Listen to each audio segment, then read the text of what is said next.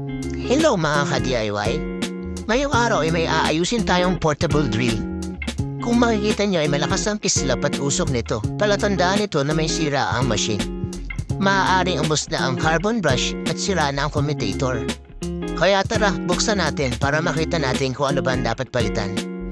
Buti na lang meron tayong Torx screwdriver. Torx screwdriver.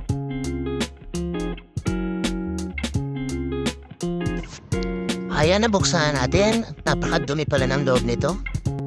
Kaya linisan muna natin bago natin i-repair. Ayan, malinis na.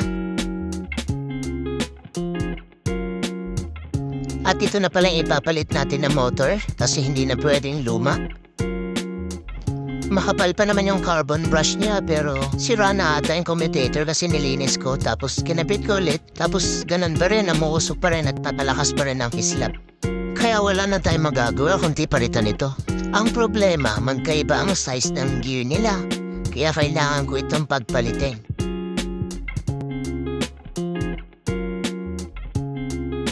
Ayan, na ilipat ko na ang gear kaya pwede natin i-assemble ulit upang matry natin.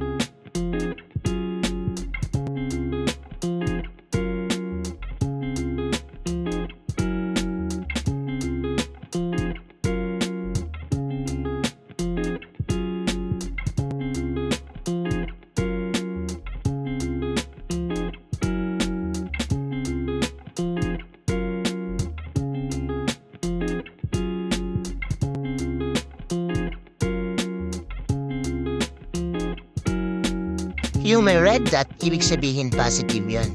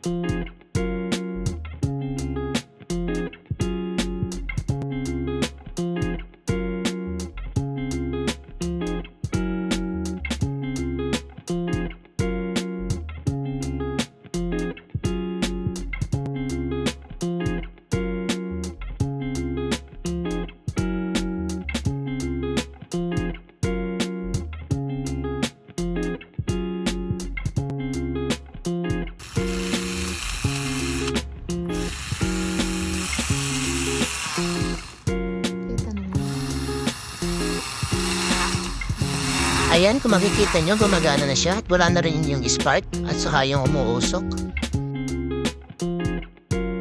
At ibalik na natin ang cover. Huwag natin kakalimutan ang lock.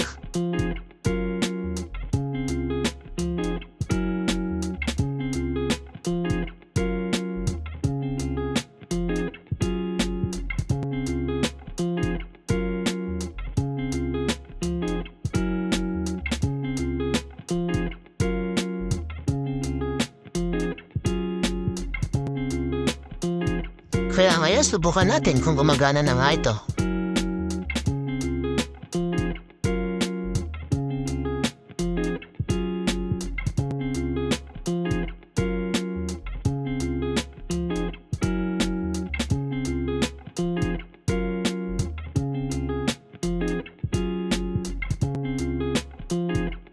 Follow for more videos and hacks.